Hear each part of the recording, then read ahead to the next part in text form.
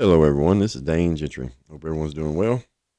Today, I'm going to do a recording. This isn't a live episode, it's just a recording, just to talk about the way things are in this country with drug and these kind of things. I'm not going to go into my story. I've told it a few times now. Hopefully, everyone knows it. And if you don't, you can send me an email at danegentryspodcast@gmail.com, and I'll answer you. I will stay in contact with you and interact with you best I can. I want to tell a few little stories about just the way things are and how sad it is, with this fentanyl thing we have going on right now. I've told the story once before. I hope you don't bore you, but I want to tell it again for those who haven't heard it. So there was this mother. She had a 14-year-old daughter, and on all accounts, her daughter was okay. She was doing good in school. She had noticed a few little changes in her, but nothing real serious. A little bit of isolation and some other stuff, she said, but nothing that really just sent off any alarm bells in her head. Well, one morning something woke her up, and she woke up and she went in to check on her daughter, and unfortunately she found her daughter dead in the bed. Of course, she was hysterical, and she went out of the room immediately and called 911, and she never went back in that room again. The door was shut after the body was removed and these things, and she never went back in there again. So autopsy showed that it was an overdose. And of course, her mother was like, man, I wish you would have talked to me about it. I wish this, I wish that.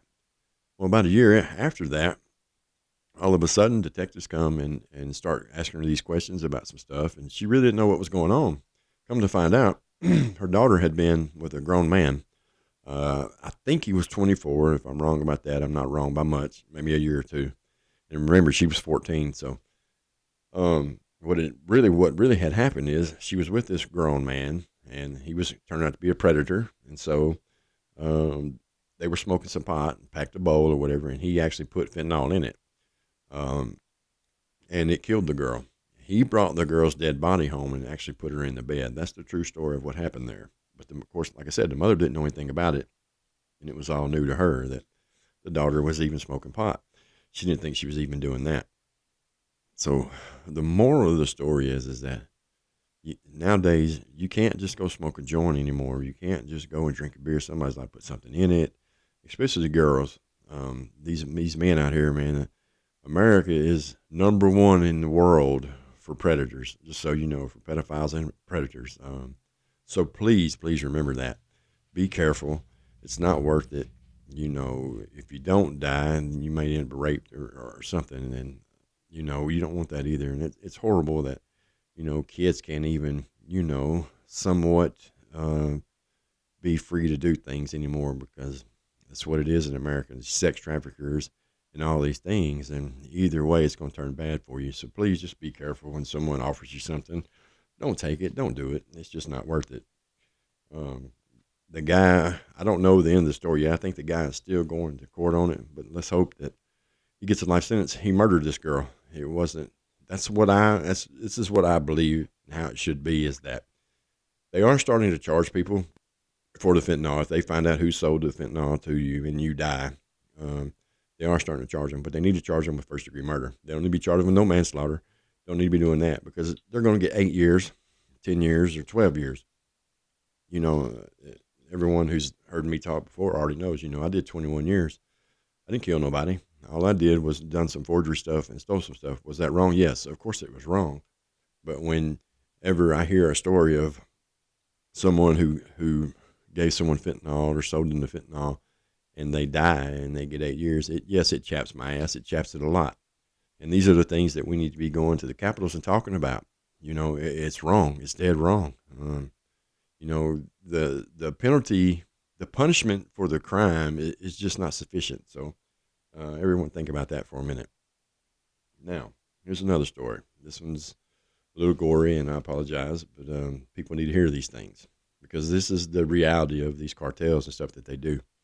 So there was this guy, and he was in California, and college was finishing up, and he met the girl of his dreams. He'd been waiting on it. He just knew things were going great, man. They were having the times of their lives, and he just knew, man, I'm going to marry this. This is going to be my wife. We're going to have children and, have the American dream, as so many people want. Well, them two and two other couples go to Mexico to celebrate graduation of college and these things like this. So they go down there, and it's for a 3-day trip. And the first day there, they go out to a club and they're drinking, having a great time, and the girl just wants to go to the restroom. So she goes to the restroom. Well, time had passed 15, 20 minutes, maybe 30. And he was like, man, where did she go? And so he goes and he tries to find her, goes to the bathroom. She's not there. Goes outside. She's nowhere to be found. Comes back inside, goes all around the club, can't find her anywhere. So then he tells the other couples, hey, man, she's missing. Help me find her. And so the rest of the night, they search for her all night long. They just go out everywhere. And he's showing people pictures of her on his phone and different things. And of course, no one's seen her. And so they're still there for 2 more days. So they stay, and this young man is going crazy. He don't understand. There's no way that she just left, is what he's thinking, but he doesn't know. I mean, you could imagine being in that situation, what it would do to your mind, and what you'd be thinking. You'd be thinking, man, did she leave me? Is that what it was, or did she get kidnapped, or worse, or whatever? So, next 2 days, like I said, they continue to look for her and try to find her. Um, and then to no avail, they never did. Never find a trace of her at all. She just vanished. In thin air, gone. So they were actually had walked across the border because they was in a border town there in California or whatever. And so they were making her trek back across. And of course, there's a big long line coming back across the border if you've never been down there. Most of the border towns and coming back, it's usually a real long line of people because a lot of people will go into Mexico to buy their cigarettes and things like this because it's so much cheaper and the taxes and on them. So they're in this line and they're waiting, and they're walking. And one of the girls from one of the other couples saw her in the back seat of a car and tells him, hey, man, there she is. And so he starts screaming her name, waving his arms, and she won't even acknowledge him. She's just looking straight ahead, and that's it. She's just acting like, so now he's really thinking, man, something's not right, though. He keeps something inside of him saying, man, something is not right. I know she would at least look at me. I know her. I know she loved me the way that I loved her. But still, I mean, you can imagine being in it. It'd be like being in the Twilight Zone there for a minute. You can't figure that out. So they go and start with the border patrol and tell them, but at first they're not getting anywhere. The border patrol's like, whatever. Well, finally, this one is usually how this happens anyway. That one, there's always the one who says, well, maybe we should investigate this and see. And so they made the car pull into the line or where they pull you over to where they're going to do more of a thorough search through the vehicle or whatever. And so they pull it in, and here's the gory part of it. And I apologize for this part, but come to find out, she was kidnapped that night. She was taken wherever. She was killed. She was cut open, and everything inside of her was removed, and her body was filled back up with drugs. Sewed back up. And she's sitting there, and it's a dead body with sunglasses on, dressed, and just sitting there like she was a normal citizen. So I want everyone to think about that for a minute. I want it to really, truly resonate with you on what these people are. It's pure evil. They're drugs and the drug life, and everything about it is pure evil. How do I know? Because I lived that life. That's how. So these cartels do not care. And another things that happen is that a lot of these younger people will go over there to party like they were, and these cartels will get you, and they will tell you, yes, you're going to drive this vehicle back across the border, or whatever. We're going to kill you. And if you don't, when you go across and something happens, you get caught. Guess what they're going to say now? They're going to say that you owe them all the money for it. Do not put yourself in that position with anything.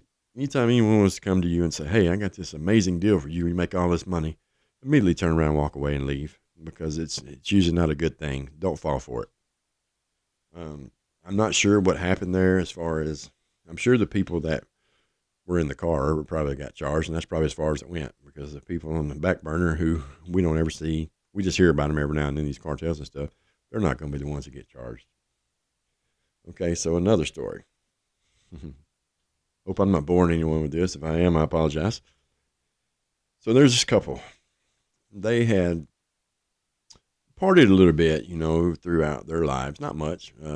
They smoke a little weed, drink, and she had done cocaine a time or two and remembered that she kind of liked it a little bit. So they were going to go out to Vegas and celebrate their, I think it was the 20th anniversary. And so they go out there, and it's just them two by themselves, and they're going out there for a week. That's a long time to be in Vegas if you ain't never been. I was out there for 8 days one time. It was horrible. But anyway, so they go and they're partying. And if you ain't never been to Vegas, it's like this right here. On the Strip, you get approached numerous times with anything that you want.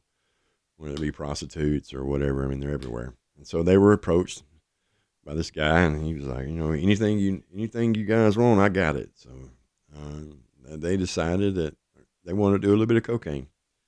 And so they bought an 8 ball of cocaine, which is 3.5 grams. And they, I don't know why I just told you that, but anyway, they are partying, and they go back to their room. And the idea was they were going to go up and do some of this cocaine. They was going to go back out and party because Vegas never shuts down. It's a 24-hour deal there. So they go and do that.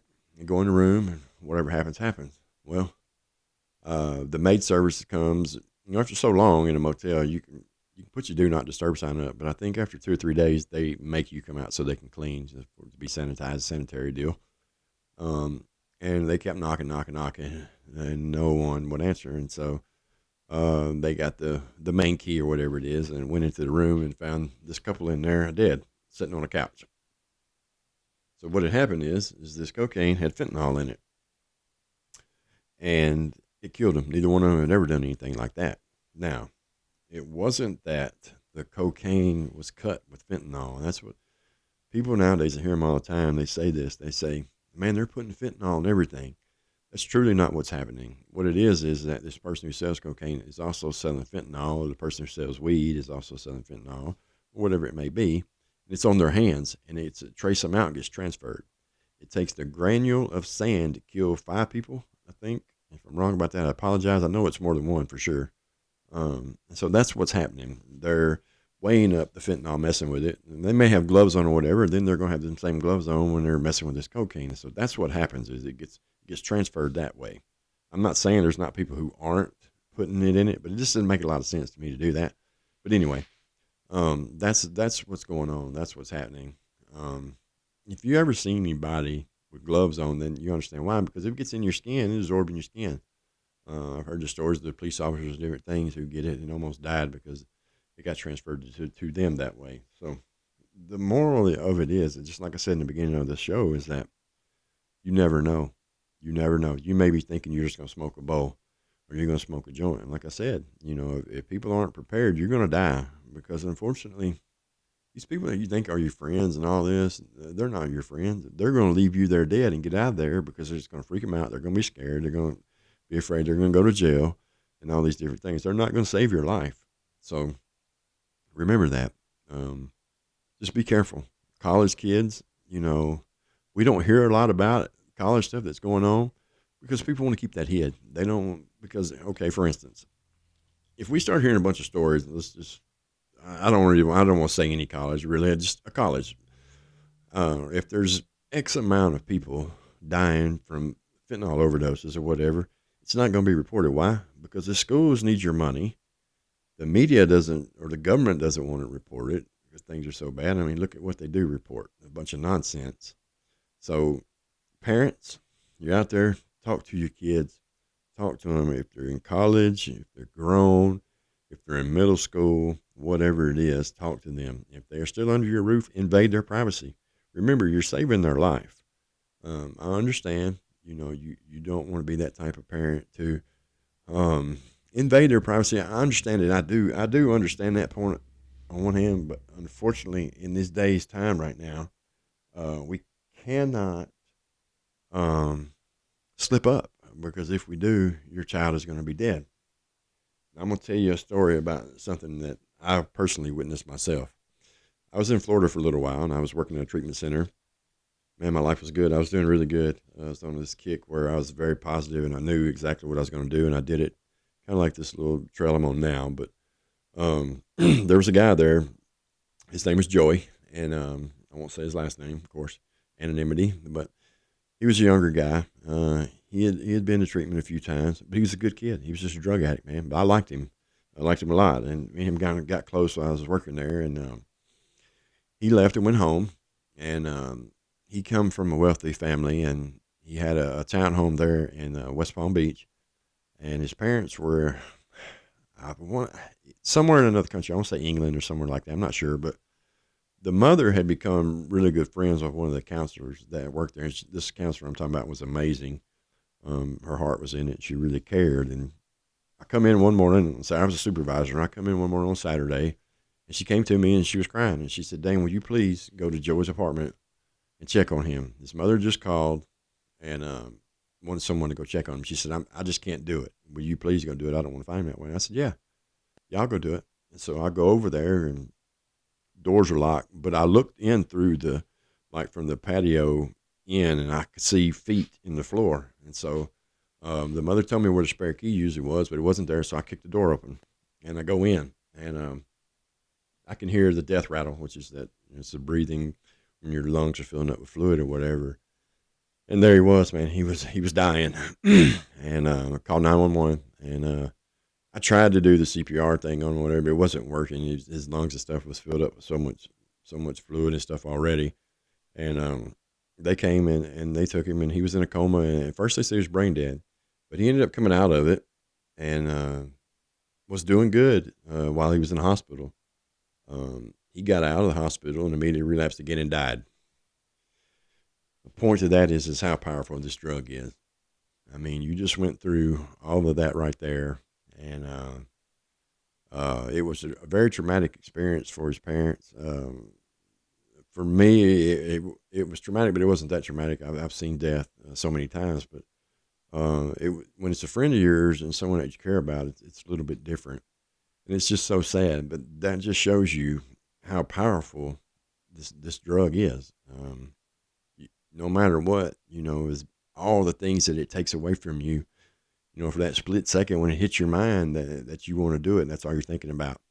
They say you relapse a long time before you actually do the drug, and that's true. You start thinking about it, and then that obsession becomes so powerful because you're not doing anything to overcome it. And if you don't have any tools in place for it, it's not going to happen. And so, again, his parents have to get that call that he's gone. So if you're out there and you're struggling and you want to get sober, do it, man. It's worth every bit of the work you're going to have to put into it. You're going to have to put a lot of work in it, but it will be worth every minute of it. I promise you, if you'll do it. You have to set up your mindset and set short-term goals and long-term goals. These are things that work for me. Now, the things that I do, I understand they're not going to work for everybody, and everybody might not have to work a program and do all these things. But, first thing is that tell yourself you're going to do it. I'm going to get sober. I'm going to stay sober. And as you're doing it, if you go to treatment, while you're in there, start making a routine, a habit, and start doing it. Get up early, exercise, or whatever it is, read something. Most importantly, hit your knees and pray, because no matter what, you can work any kind of program. You can do anything you want. If you don't put God first in it and lean on him and ask him for his strength, it's just not going to work. It may work momentarily, and you'll be at what's called dry, which is you're sober but you're miserable, and it's just a matter of time until you fall back in it again. So set these goals. Don't sleep till 12 o'clock and think you're going to get anything done, because you're not. We're just not meant to be that way. We're meant to sleep at night and wake up early in the day and do the things we do. That's why we have night and day, and that's how God wants it to be. And I'm not saying if you work overnights or whatever, then I understand that. But set you some goals, okay? Look at it and say, in 30 days from now, this is where I want to be. But just don't get in too big of a hurry. Set small goals. We have to be realistic as well. Let's say you were doing drugs for 10 years. I mean, you can just imagine what you've destroyed in those 10 years. You destroyed so much, and it's not going to come back overnight. And you may not get everything back. Every relationship may not come back. But remember, that's okay. Just pray and become okay with your past and work the steps and make amends as time comes. That's not something that you need to do early on in sobriety. You have to be selfish. And that's not a problem for most drug addicts, because most of us are very selfish, self-centered people. I don't know a drug addict who's not. It's part of the addict gene. That's part of the things that come along with it, the characteristics that come along with it. I definitely was. I was very selfish, very self-centered, and I still catch myself sometimes being that way. We become very egotistical, all kind of things, and I was arrogant prick. And so, anyway, set these goals. Set something out for 30 days, because what this does is it when you reach that goal, man, I don't care if it's just, I want to be able to feel good in them 30 days or whatever it may be. It's a goal. Write it down. Look at it. When you get there, it's going to be an achievement for you. And then set your next goal. If you don't already have it, for 60 days out, this is what I want to be doing. But just don't get in a hurry. Don't set these goals too big to set yourself up for failure, because failure is a bad thing for a drug addict because it takes you back to that same mentality of, man, I'm trying everything I can, man. I'm still not getting anywhere.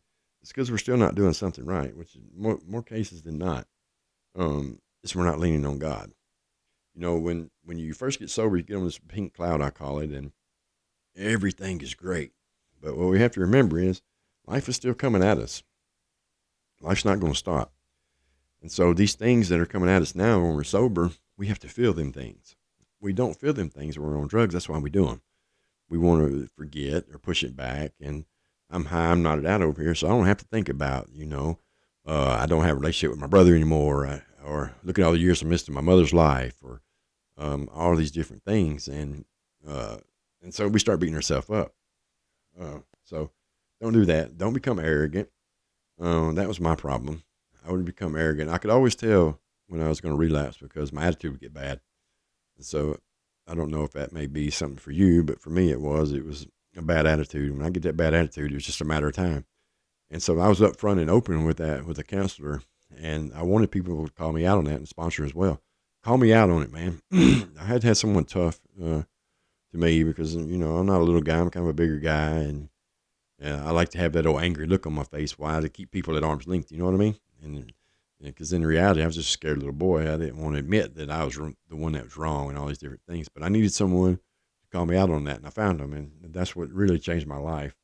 Because when you're on this pink pretty cloud, remember life's happening. Something's going to happen. It's going to be the same things that happen when you're on drugs. The only difference is, like I said, is that now you're feeling these things.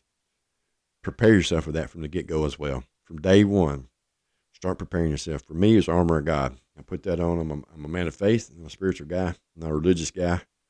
And that's what it carries me each and every day. It's God. It's not me. All I do is do the footwork.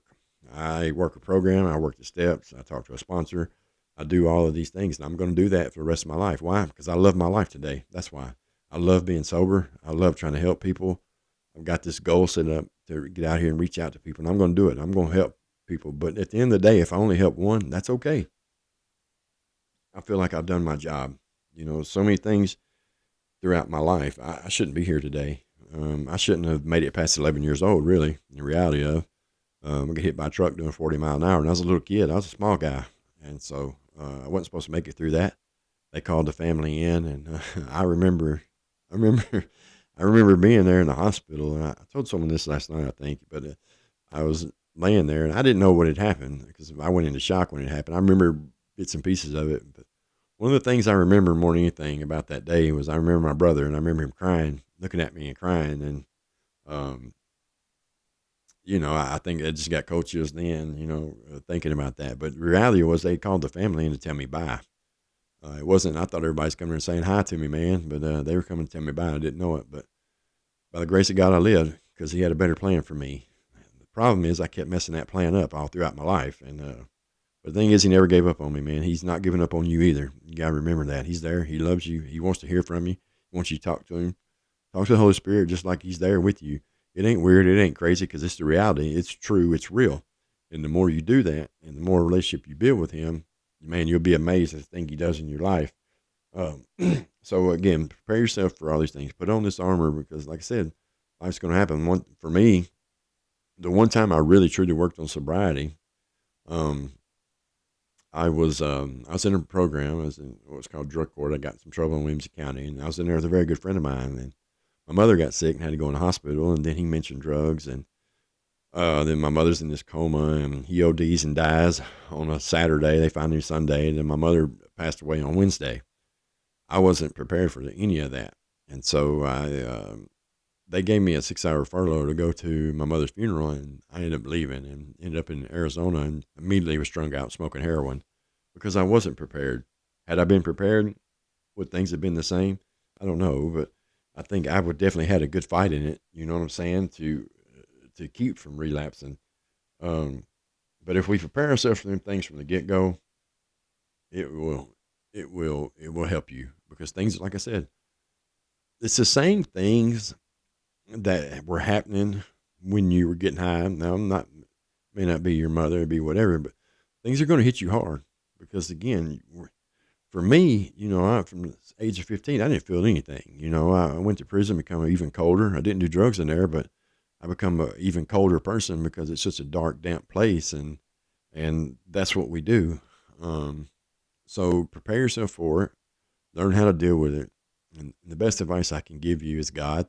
There may be people who are listening to this eventually who don't believe in God or these kind of things, and um, I'll say that's okay. But then again, it's kind of sad, because look out in the world today, man. Look at America. Look in the world. You cannot deny that the devil is real. So if the devil is real, then God has to be real. I understand that these churches and religion would turn anyone away, because we look at the things going on and it's all about money, this, that, and the other. Man, build a relationship with your higher power and God. Don't worry about that part of it, because at the end of the day, it's all about you and the relationship that you build with God. Just remember that. In the program, they tell you, a higher power. Came to believe that a power greater than myself could restore us to sanity. That's the step. So, power greater than yourself. Some people will choose all kind of different things, but at the end of the day, it all leads back to God. Just remember that, because we do nothing without Him. It's all Him, and that's what everybody has to understand in here. It's not me. It's not your counselor. It's not your sponsor. It's not your brother. It's not your mother. It's not your parole officer. It's God. Okay? But when we hit our knees and submit our life to Him, you'll be amazed at the things that He will walk you through. And you'll look back on it and kind of smile and say, wow, man, this God thing really is real. Without God, I would not be where I am today. I definitely wouldn't be where my life is going today, and it's going places finally. And do I deserve that? No, but I'm a child of God, man, and He knew all along my heart. I've always had a good heart. I just was always doing wrong, and I've heard a lot of people, mentally and spiritually, not so much physically stuff, but the mental stuff, and that's just as bad. And there's still a lot of things I have to do. There's a lot of people that I have to go to, and I haven't made amends with. I can think of a couple that I really need to go to, and do these things. There's some people I need to talk to who think that I did some things that I didn't do even, everything I went to prison for, I did, but there's some other things that's happened throughout my life that I truly didn't do. But looking at me and the way I live my life, I understand why I would be accused of these things, or people would thought that I had done them, because of the way I live my life. I would have thought the same thing about somebody. So we have to remember that too. We can't be mad at somebody who accuses us of something or whatever, because look how we're living our lives as an addict or alcoholic or whatever it is. We're not living good, man. We're doing bad. We're not doing anything good. So just remember all these things. If you have any resentments, really take time and look at these resentments and say, am I justified on these resentments? And I'm going to tell you right now, 99% of the time, you're going to find that you're not justified in them. Maybe you wasn't raised right, or maybe this and that and the other. That's okay. There's millions of people in the world who wasn't either, and they turned out to be okay. So harboring those resentments is bad for you too. Hate, anger, all these things is bad for sobriety. You got to get spiritual, man, because the spiritual thing causes you to love. And that's the most important thing of all, is just love. And that's where I'm ended at. I want that to resonate with everybody, man. Love. That's what we have to do. That's what this country needs. That's what every single person needs, whether you believe it or not. You need love. I didn't believe in love. I thought love was this fairy tale. Come to find out, that shit's very, very real. And it will lead you in so many places when you start feeling that love and pure cure and compassion for other humans, no matter who you are. We all need love. The way we're living our life, we might not deserve it, but that's okay, man. Show love, and let's see if that won't change people, because it'll change people more than what you realize. So let's do that, man. Let's come together. Let's love. Let's give each other a hug. Let's do all the things we knew. And you see an addict, man, give them a hug and tell them there's a better way. If they don't have insurance, there's programs out there, man. There's hospitals here close by to where I live and different things that'll take you in without it, and they will help you and they will love you through it. They'll give you the medicine you need. So let's love everybody, man. And let everybody think about that for a minute and think about how it feels to know that you're truly loved. I don't think there's a stronger anything in this world than love. God bless you, and we'll talk to you next time. Goodbye.